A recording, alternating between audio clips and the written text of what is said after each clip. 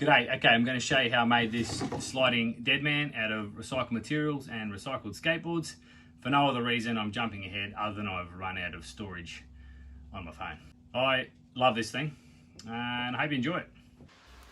Alrighty, so I don't get many skateboards that I can actually use, so figuring out ways to really make them go the distance, because there's such a finite resource, is the way to go. So laminating thin strips and covering a surface, for me, you get the best of both worlds.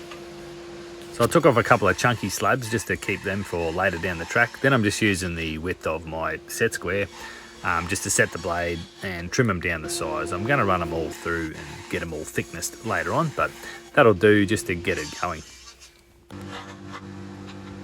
Okay, for the other half of the Deadman, the bit you probably won't see, I'm going to use these couple of chunks of hardwood decking. Again, that's all reclaimed, so I'm just squaring it up, neatening it up, chopping it down the guts with the table saw, leveling off the other side. Then I can chop it through the rest of the way once I flip it over. And then I've got myself these two beautiful pieces of timber. Again, thickness, flatten, square up, all that good routine to get the base of what I need to laminate the skateboards to. Okay, quick shout out to Kuffy. This is where I've been learning all the stuff for this workbench. I've watched his videos multiple times, despite those red lines. Just ignore that. I have watched them, trust me. Go and check him out. It is unreal. So I've laid it out. I want to have a horizontal look of all the plywood veneers and all those colours of the skateboards. So I've cut those to size, and then I can basically go ahead and get them onto my pieces of hardwood, and then I've got that awesome thickness that I need for the Deadman. So you've seen this routine before, just heaps of glue and then get it into the vacuum bag, and that clamping pressure, it's magic. That'll all be done for you. Just come back the next day and it's all good to go. All right, I've had this saw for about 3 years and I didn't even know that this piece could be used for this. So a shallow fence.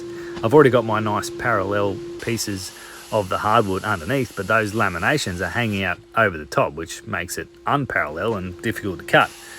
So yeah, now I know what that's for. Pretty handy. Who knew, right?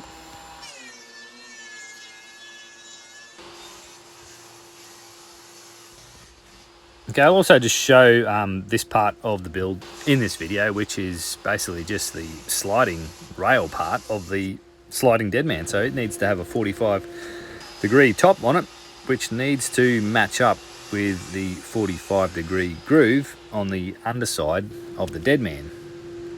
This little routine worked out really well, and I didn't move the blade, so I knew that it was going to all fit in just nicely.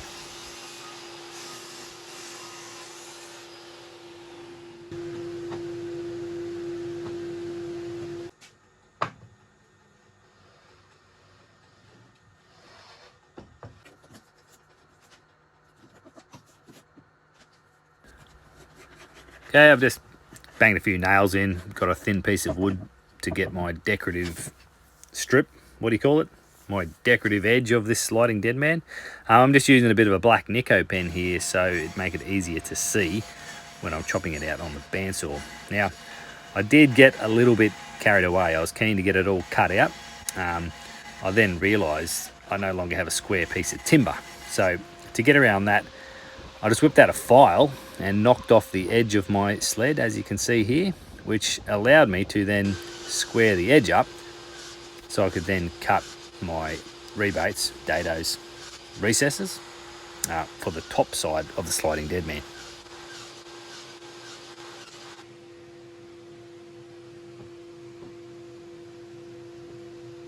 Okay, sticker sponsor shout out is Joe from Joe's Workbench. Check him out on Instagram and YouTube.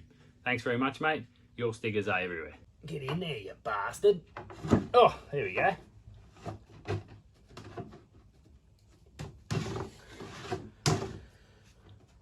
Woo! Be ready. All right, bit of a clean up. And we have our first ever Deadman made by me. Oh, I dig that shit. I dig that shit.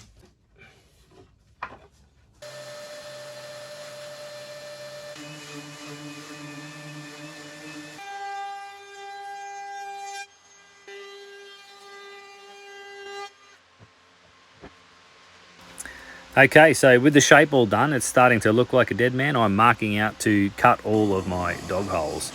Only second time using the drill press, so bear with me. I know there's some improvements that need to be made, and I will get there. But at the moment, this thing is proving an absolute beauty of a machine to have in the shop.